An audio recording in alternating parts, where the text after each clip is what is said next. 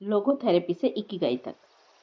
अपने जीवन का उद्देश्य जानकर लंबी आयु तक जीने की कला। लोगोथेरेपी यानी क्या? विक्टर फ्रंकल के एक सहयोगी ने साइको एनालिसिस के बारे में अपनी राय कुछ इस प्रकार से बयान की। साइको एनालिसिस में मरीज लेटा हुआ होता है और कई बार ऐसी चीजें बोल देता है जो किसी और समय बोलना इतना आसान नहीं होता। फिर उन्होंने फ्रंकल से पूछा, आप अपनी मानस शास्त्रीय थेरेपी लोगोथेरेपी के बारे में एक पंक्ति में क्या बताएंगे? इस पर फ्रंकल बोले, हमारी थेरेपी में मरीज कुर्सी पर बैठा होता है और वे बातें सुनता है जो बाकी समय सुनना उसके लिए कठिन होता है। फ्रंकल ने इसका स्पष्टीकरण देते हुए कहा, मैं हमेशा अपने मरीज से पहला सवाल यही पूछता हूँ कि आपने आज तक आत्महत्या क्यों नहीं की? इससे मरीज को जीने के लिए कोई ना कोई अच्छी वजह मिल ही जाती है और वह उस उद्देश्य के साथ आनंद से अपनी आगे की यात्रा शुरू करता है। फिर लोगोथेरेपी क्या करती है? इसका जवाब एकदम स्पष्ट है। वह आपको जीवन जीने के लिए एक अच्छा सा मकसद ढूंढने में मदद करती है। लोगोथेरेपी लोगों को उनके जीवन का उद्देश्य समझाने में सहयोग करती है, जिसकी वजह से उनके जीवन को अर्थ प्राप्त होता है, जिसकी वजह से उन्हें जीने की नई उम्मीद मिलती है और वे नए जोश और उत्साह के साथ आगे का जीवन जीने लगते हैं। साथ ही वे अपनी नकारात्मक कार्यशैली को बदलना और समस्याओं पर विजय प्राप्त करना भी सीख लेते हैं। जीने का उद्देश्य। वियना क्लिनिक में फ्रंकल ने यह निष्कर्ष निकाला कि लोगों को जिंदा रहने के लिए किसी न किसी मकसद की जरूरत होती है। उन्होंने जिन लोगों का अध्ययन किया उनमें से 80% लोग मानते थे कि उनके पास जिंदा रहने के लिए कोई उद्देश्य है और 60% लोगों ने यह माना कि उनके जीवन में कम से कम एक चीज तो ऐसी है जिसके लिए वे मरने को भी तैयार हैं। जीवन के असली अर्थ की खोज में। अपने जीवन का उद्देश्य ढूंढना ही फ्रंकल के जीवन का मुख्य लक्ष्य बन गया और उनके खोज कार्य में अजीब सी गति आ गई। लोगोथेरेपी को अगर संक्षिप्त में बताना है तो उसे नीचे दी गई 5 पंक्तियों में बताया जा सकता है। लोगों को उनके जीवन में खालीपन, चिंता और निराशा का एहसास होता है। थेरेपिस्ट उन्हें यकीन दिलाता है कि इसका अर्थ है कि आपको अपने जीवन का उद्देश्य जानने की तीव्र इच्छा हो रही है। मरीज को उसके जीवन का उद्देश्य मिल जाता है, खासकर निराशा के समय में। मरीज अपनी मर्जी से उस उद्देश्य का चयन करता है और उसे नकारता है। उसे मिले इस नए उद्देश्य की मदद से वह समस्याओं पर विजय प्राप्त करता है और नई विचारधारा और सकारात्मक नजरिए में जीवन जीने लगता है। फ्रंकल अपने खुद के सिद्धांतों के साथ जीने के लिए और समय आया तो मरने के लिए भी तैयार थे। ऑस्ट्रिच में जब वह कैद में थे तो उन्होंने अपने अनुभव से एक बात जानी। उन्होंने जाना कि आप लोगों से हर एक चीज छीन सकते हो, लेकिन किसी भी परिस्थिति को किसी नजरिए से देखना है और उसका किस भावना के साथ सामना करना है, यह आज़ादी आप किसी से कभी भी नहीं छीन सकते। किसी भी परिस्थिति में कौन सा नजरिया रखना है और कौन सी भावना के साथ लड़ना है, यह आज़ादी कोई भी इंसान किसी भी इंसान से नहीं छीन सकता। ये सभी बातें उन्होंने खुद अपने अनुभव से जानी और बिना किसी की मदद के खुद समस्याओं का सामना भी किया और इसी चीज से उन्हें जीवन भर प्रेरणा मिली। साइको एनालिसिस और लोगोथेरेपी में मुख्य अंतर। साइको एनालिसिस, मरीज कोच पर आराम से लेटा हुआ होता है। लोगोथेरेपी, मरीज थेरेपिस्ट की ओर मुंह करके बैठता है। साइको एनालिसिस में भूतकाल की घटनाओं का अध्ययन किया जाता है, न्यूरॉन्स का अध्ययन किया जाता है। लोगोथेरेपी में भविष्य के बारे में सोचा जाता है, न्यूरॉन्स का अध्ययन नहीं किया जाता। साइको एनालिसिस में आनंद पाने की ओर ज़्यादा ध्यान होता है। लोगोथेरेपी में जीवन का उद्देश्य ढूंढना ही मुख्य उद्देश्य होता है। साइको एनालिसिस में मानव शास्त्र का आधार लिया जाता है। लोगोथेरेपी में अध्यात्म का धागा खोजा जाता है। साइको एनालिसिस में मरीज की मानसिकता क्या है, यह समझने पर जोर दिया जाता है। लोगोथेरेपी में मानसिकता के साथ साथ मरीज को अपने असली अस्तित्व की खोज करने के लिए प्रोत्साहित किया जाता है। साइको एनालिसिस में मरीज को क्या लगता है, इसे महत्व दिया जाता है। लोगोथेरेपी में मरीज को क्या लगता है, इसके साथ ही अध्यात्म इस विषय में क्या कहता है, उस बात का भी आधार लिया जाता है। साइको एनालिसिस में मन की दुविधा दूर करने पर काम किया जाता है। लोगोथेरेपी में मन में दुविधा किस कारण से है, उस कारण की खोज करके उसकी जड़ तक जाते हैं। साइको एनालिसिस में विश्वास केंद्र स्थान में नहीं होता। लोगोथेरेपी में विश्वास ही इस पूरी थेरेपी की नींव होती है। साइकोएनालिसिस में समस्या को दूर करके मरीज को संतुष्ट बनाने पर ज़्यादा जोर दिया जाता है। लोगोथेरेपी में मरीज को उसके जीवन का उद्देश्य समझने में सहायता मिलती है। अस्तित्व की लड़ाई। जब भी हमारे जीवन में कोई उद्देश्य नहीं होता है या धुंधला होता है तो हमें अपने अस्तित्व के बारे में भी निराशा महसूस होने लगती है। फ्रंकल इसे किसी साधारण निराशा के समान नहीं समझते। उनका मानना है कि इस निराशा में ऊर्जा होती है जो नवनिर्माण की वजह बनती है। इसीलिए वह तो इस निराशा को एक सकारात्मक भावना मानते हैं। बाकी थेरेपीज की तरह लोगोथेरेपी इस निराशा को मानसिक बीमारी नहीं मानती, उल्टा उसे आध्यात्मिक खोज मानती है। यह तो एक कुदरती प्रतिक्रिया है जिसमें लोग खुद से या किसी और की मदद से अपने अस्तित्व की खोज करते हैं। इसकी मदद से वे एक नई संतुष्टि की अनुभूति पाते हैं और अपने जीवन का अंतिम लक्ष्य पाने की यात्रा करते हैं। जब भी किसी इंसान को इस प्रकार की मदद की जरूरत होती है तो लोगोथेरेपी उसकी मदद करने के लिए आगे आती है, साथ ही उसके अंदर की दुविधा को दूर करके उसे अपने लक्ष्य की ओर जाने में मदद करती है। मैन सर्च फॉर मीनिंग नामक किताब में फ्रंकल ने ऐसी कल्पना की है कि जिसे क्यों का जवाब मिल जाता है उसे कैसे का जवाब भी मिलता है। फ्रंकल ऐसा मानते हैं कि हमने आज तक क्या हासिल किया है और हमें क्या हासिल करना है, इसके बीच जो अंतर होता है वही हमारे अंदर तनाव का निर्माण करता है। यही तनाव हमारे अच्छे स्वास्थ्य की वजह बनती है। जब हमें अपने जीवन में कोई चीज़ हासिल करनी होती है तो हम आराम तलब और सुस्त जीवन जीना पसंद नहीं करते, उल्टा हम चुनौतियों से भरा जीवन जीना पसंद करते हैं। इसके विरुद्ध आज के प्रगत जग में लोग उन्हें क्या करना अच्छा लगता है और वह करने की बजाय उन्हें जो बताया जाता है वो वह करते हैं। खुद की पसंद का काम छोड़कर दूसरे जो काम कर रहे हैं वह काम करते हैं। सिर्फ आर्थिक आज़ादी मिले इस भागदौड़ में वे अपने मन के खिलाफ काम करने के लिए भी तैयार होते हैं। लेकिन कभी कभी यह आंतरिक लड़ाई इतने बड़े पैमाने पर पहुंच जाती है कि आत्महत्या के विचार उनके मन में आते हैं। संडे न्यूरोसिस इसका ही एक प्रकार है। इतवार या छुट्टी के दिन लोगों के सामने कोई व्यावसायिक कार्य या कोई दूसरा काम न होने की वजह से उन्हें सुबह उठते वक्त उद्देश्य नहीं मिलता। उन्हें अपने अंदर एक खालीपन महसूस होता है। आज मैं उठकर क्या करूंगा, इस सवाल का जवाब उन्हें ढूंढना पड़ता है। आज का दिन खुशी से कैसे बिताएं, इस सवाल के जवाब में वे खोज करने लगते हैं। असल में वे लोग इकिगाई की खोज करने लगते हैं। लोगोथेरेपी के हिसाब से जब भी किसी इंसान को उसके जीवन का उद्देश्य प्राप्त होता है तो वह अपने अस्तित्व की यह लड़ाई जीत लेता है। फ्रंकल अपने अनुभव से बताते हैं कि उन्होंने अपने उद्देश्य को कृति में परिवर्तित किया। जब वह अपने भूतकाल में झांक कर देखते हैं तो उन्हें किसी प्रकार का अफसोस नहीं होता, क्योंकि उन्होंने अपने जीवन का उद्देश्य पूरा किया है और इसके प्रति उन्हें संतुष्टि का एहसास होता है। लोगोथेरेपी के माध्यम से अच्छे जीवन की ओर यात्रा। कुछ महत्वपूर्ण बातें। टॉटे कहते हैं कि हम अपने जीवन का उद्देश्य बनाते नहीं हैं, बल्कि उसे खोज कर निकालते हैं। हम में से हर एक के पास जीवन का उद्देश्य होता ही है और जीवन के हर पड़ाव पर उसमें थोड़ा बहुत बदलाव आता रहता है। जिस प्रकार से अगर हम किसी चीज़ के बारे में ज़रूरत से ज़्यादा चिंता करते हैं तो वैसी चीज़ें घटने लगती हैं। उसी प्रकार अगर हम अपने लक्ष्य पर ज़रूरत से ज़्यादा ध्यान देते हैं तो वह चीज़ हमसे अपने आप दूर जाती है।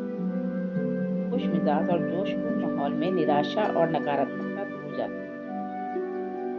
हम में से हर किसी के पास असाधारण और महान कार्य करने की क्षमता होती है। हम उस महान लक्ष्य को हासिल करेंगे या नहीं, यह इस बात पर निर्भर नहीं करता कि हम किस परिस्थिति में हैं, बल्कि इस पर करता है कि हम उस परिस्थिति में क्या निर्णय लेते हैं।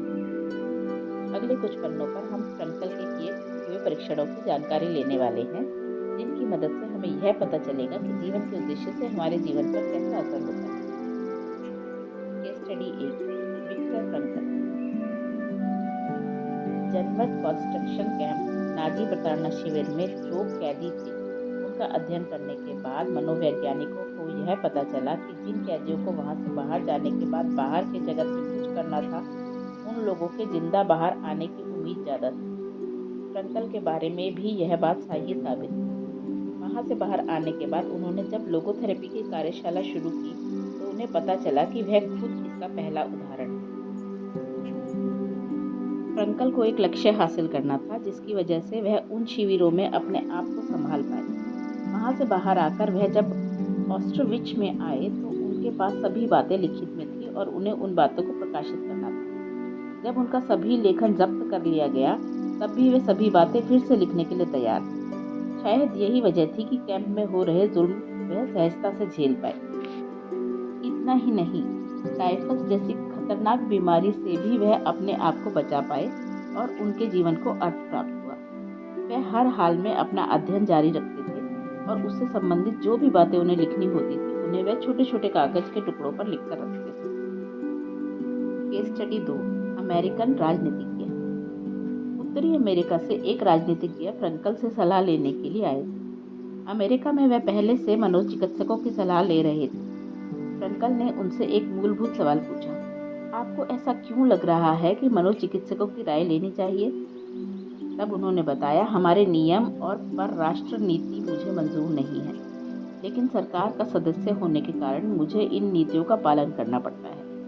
वह जिस भी मनोचिकित्सक के पास जाते थे वह यही कहता था कि उनका अपने पिताजी के साथ जो भी मनमुटाव है उसे दूर करें और वैचारिक भिन्नता होते हुए भी ऐसा बर्ताव करें जैसे दोनों एक ही विचारधारा के हैं। सभी ने उनको यही राय दी, लेकिन कई साल कोशिश करने के बाद भी वह उस राय को अमल में नहीं ला सके। फ्रंकल ने उन्हें बताया कि उनकी परेशानी राजनीतिक मतभेदों की वजह से नहीं है, बल्कि उनको उनकी मर्जी के खिलाफ इस क्षेत्र में काम करना पड़ रहा है, इस बात से उन्हें परेशानी है। कुछ सालों बाद फ्रंकल को एक नेता से पता चला कि वह राजनीतिज्ञ अब किसी दूसरे क्षेत्र में काम कर रहे हैं और उनकी सभी परेशानियां दूर हो गई हैं। वे किसी भी इलाज के बिना अपना जीवन खुशी से जी रहे हैं। फ्रंकल की राय में उस राजनेता को मानवोपचार की जरूरत ही नहीं थी। असल में उन्हें मानसिक रूप से बीमार समझने की भी जरूरत नहीं थी। वह तो अपने जीवन के उद्देश्य की तलाश में थे। जब उनको उनके जीवन का असली मकसद मिला तो अपने आप ही वह ज़्यादा आनंददायक और संतुष्ट जीवन जीने लगे। केस स्टडी 3, आत्महत्या की कोशिश करने वाली माँ। एक माँ जिसका 11 साल का लड़का दुनिया छोड़कर चला गया था, फ्रंकल के क्लिनिक में अपना इलाज करवाने के लिए आई। उसका दूसरा लड़का जन्म से लकवाग्रस्त था और उसने उस बेटे के साथ अपने आप को भी खत्म करने की कोशिश की। अपने बच्चे की तकलीफ दूर करने के लिए और अपने आप को खत्म करने के लिए उसने आत्महत्या करने की कोशिश की। लेकिन उस लड़के को ऐसा लग रहा था कि उसके जीवन का कोई उद्देश्य है और वह जिंदा रहना चाहता था। लेकिन अगर उसकी माँ ने उसे मार डाला तो उसका उद्देश्य पूरा नहीं हो पाएगा। उस महिला ने अपनी यह समस्या चर्चा सत्र में सभी के सामने रखी। उसकी मदद करने के लिए फ्रंकल ने एक दूसरी महिला को स्टेज पर बुलाया और उसे ऐसी कल्पना के लिए कहा कि वह बूढ़ी हो चुकी है और जीवन की आखिरी सांसें गिन रही है। उसके पास बहुत सारा पैसा है लेकिन उसका कोई बच्चा नहीं है। उसे ऐसा लग रहा है मानो सब कुछ होने के बाद भी जीवन व्यर्थ हो गया है। जब यही प्रयोग आत्महत्या की कोशिश करने वाली माँ को करने के लिए कहा गया तो उसे लगा कि और कुछ हो ना हो, लेकिन मेरे पास बेटा है और यही बहुत बड़ी बात है। बेटा होने की वजह से मैं बाकी कई सारे लोगों से ज़्यादा भाग्यशाली हूँ। मुझे अपने लकवाग्रस्त बेटे को अच्छा जीवन देने का मौका मिला है और मैं अपने जीवन को भी खुशहाल बना सकती हूँ। इस मौके की वजह से मैं अपने जीवन को पूर्णता दे सकती हूँ। मेरे पास जो मौका है उसे मैं सही सिद्ध कर सकती हूँ। इस प्रकार सिर्फ एक कल्पना की मदद से अपने जीवन के बारे में सोचकर देखने से उसे उसके जीवन का मकसद पता चला और एक ऐसा लक्ष्य भी मिला जिसके बारे में वह अभी तक सजग नहीं थी। केस स्टडी 4, दुख से पीड़ित डॉक्टर। एक बार एक वयस्क डॉक्टर फ्रंकल से थेरेपी लेने के लिए आए। 2 साल पहले ही उनकी प्यारी पत्नी का देहांत हो गया था, जिस वजह से वह काफी दुखी थे। इस निराशा से बाहर आने के लिए कोई इलाज तलाशने वह आए थे। उन्हें कोई भी सलाह देने और यह जानने से पहले कि उनके साथ क्या हुआ और क्या नहीं, फ्रंकल ने उनसे पूछा, मान लो तुम्हारी पत्नी की जगह तुम्हारी मृत्यु हुई होती तो क्या होता? डॉक्टर ने कहा, मेरी पत्नी तो काफ़ी सीधी थी, उसे काफ़ी यातनाएं झेलनी पड़ती, काफ़ी पीड़ाएं सहन करनी पड़ती। यह सुनकर फ्रंकल ने कहा, देखा डॉक्टर, आप कितने महान हो, आपने अपनी पत्नी को इन सभी तकलीफों से बचाया।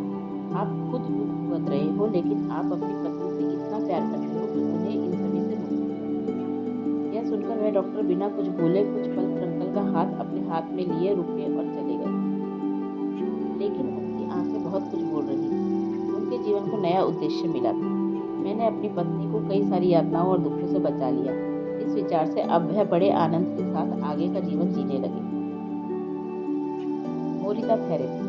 जिस दशक में लोगोथेरेपी की इजाद हुई उसी दशक में कुछ साल पहले जापान में शोमा मोरिता ने भी जीवन उद्देश्य के आधार पर एक थेरेपी की निर्मिति की। इसका उपयोग न्यूरोसिस, OCD और ऑपरेशन या इलाज के बाद आने वाली निराशा से लड़ने के लिए होता है। एक मनोचिकित्सक होने के साथ साथ शोमा मोरिता जैन बुद्धिस्ट भी थे। उनके इलाज करने के तरीके ने जापान पर एक अनोखी आध्यात्मिक छाप छोड़ी है। ज़्यादातर पश्चिमी मानोपचारों में इंसान की भावनाओं पर काम किया जाता है। उन्हें अपनी भावनाओं पर काम करने की और उन्हें काबू में रखने की सलाह दी जाती है, क्योंकि ऐसा माना जाता है कि हम जिस प्रकार की भावनाएं अपने मन में रखते हैं उसी प्रकार से सोचते हैं, और जिस प्रकार की सोच रखते हैं वही चीज़ें हमारी क्रिया में भी व्यक्त होती हैं। इसके विपरीत मोरिता थेरेपी में भावनाओं को जानकर उनको स्वीकार करने की सलाह दी जाती है, क्योंकि वह ऐसा मानते हैं कि भावनाएं हमारी क्रियाओं को दिशा देती हैं। अभी हमारी जो भावनाएं हैं उन्हें स्वीकार करने के साथ साथ नई भावनाओं का निर्माण करने की कला भी सिखाई जाती है। मोरिता के हिसाब से यह कला अनुभव से और कोशिशों से हासिल की जाती है। मोरिता थेरेपी में किसी भी परिणाम को नज़रअंदाज करने की सलाह नहीं दी जाती। उल्टा इसमें हमारी इच्छाओं, आकांक्षाओं, डरों, निराशाओं व चिंताओं आदि सभी भावनाओं को स्वीकार करने की सलाह दी जाती है। Morita therapy and the true nature of anxiety stress disorder नामक किताब में मोरिता लिखते हैं कि आपको भावनाओं के बारे में समृद्ध होना चाहिए। मोरिता अपनी यह संकल्पना एक कथा के माध्यम से लोगों के सामने रखती है। वे कहते हैं, समझो किसी गधे को एक खंभे से बांधकर रखा जाए तो वह अपने आप को छुड़ाने की नाकाम कोशिश करता रहता है। उस कोशिश में वह खंभे के ही गोल गोल चक्कर लगाता है, लेकिन उसे लगता है कि उसने बड़ी लंबी यात्रा कर ली है। वह जितनी कोशिश करता है उतना ही उसका खंभे से नाता और गहरा होता जाता है। इंसान के साथ भी ऐसा ही है। वह जितना अपने ऑब्सेसिव विचारों को दूर भगाने की कोशिश करता है उतना वह उन विचारों से और जुड़ता जाता है। मोरिता इलाज पद्धति का सार, अपनी भावनाओं को स्वीकार करें। जब आपको किसी काम के ऑब्सेसिव विचार आ रहे हों, यानी वे विचार आप पर हावी हो गए हों, तो उन्हें रोकने की कोशिश ना करें और उनसे भागने की कोशिश भी ना करें। अगर आप ऐसा करेंगे तो वे विचार और भी गहरे होते जाएंगे। इंसानी भावनाओं के बारे में बताते हुए जैन मास्टर कहते हैं कि आप अगर समुद्र की एक लहर को दूसरी लहर से तोड़ने जाओगे तो समंदर की गहराई में कहीं खो जाओगे। हम कोई भी भावना निर्मित नहीं कर सकते, वह तो अपने आप निर्मित होती है। हमें तो सिर्फ उसको स्वीकार करना होता है, उसका स्वागत करना होता है। भावनाएं मौसम की तरह होती हैं, हम उनका अंदाज़ा नहीं लगा सकते, बस उनको बदलते देख सकते हैं। इस बारे में बताते हुए वह वियतनामी साधु थिच हैट हन की एक पंक्ति याद दिलाते हैं। उस पंक्ति में थिच हैट हन अपने अकेलेपन से बात करते हुए कहते हैं, आज तुम कैसे हो? चलो दोनों साथ में बैठते हैं और मैं तुम्हारा इलाज करता हूँ। जो कर रहे हो वही करो, बिना परिणामों पर लक्ष्य केंद्रित किए आप जो कर रहे हो वह करते रहें, क्योंकि इलाज पद्धति अपना काम करती रहेगी। हमें बस अपना ध्यान वर्तमान पर केंद्रित करते रहना है। अगर परिस्थिति को स्वीकार करने की तकलीफ हो रही है तो उस तकलीफ पर ध्यान केंद्रित करें। उसके लिए किसी भी प्रकार के काल्पनिक या बौद्धिक बहाने न तलाशें। इलाजकर्ता का काम इतना ही होता है कि वह मरीज को परिस्थिति का सामना करने के लिए तैयार करे। मोरिता इलाज में कभी भी लोगों को वजह ढूंढने के लिए या स्पष्टीकरण देने के लिए नहीं कहा जाता। उल्टा उन्हें उनकी क्रियाओं से और अनुभव से सीखने की छूट दी जाती है। पश्चिमी मनोचिकित्सा में जिस प्रकार से डायरी रखकर टिप्पणियां करने की सलाह दी जाती है, वैसी कोई सलाहें यहाँ नहीं दी जाती। उल्टा अपने अनुभव के आधार पर लोग उसे खुद उजागर करें, ऐसी सलाह दी जाती है।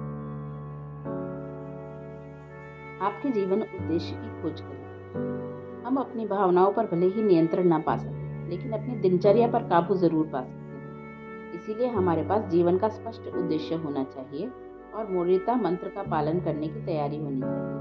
अभी मुझे क्या करना चाहिए, मैं अभी क्या करूं? ऐसे सवालों के जवाब हमें अपने अंदर ही मिलते हैं।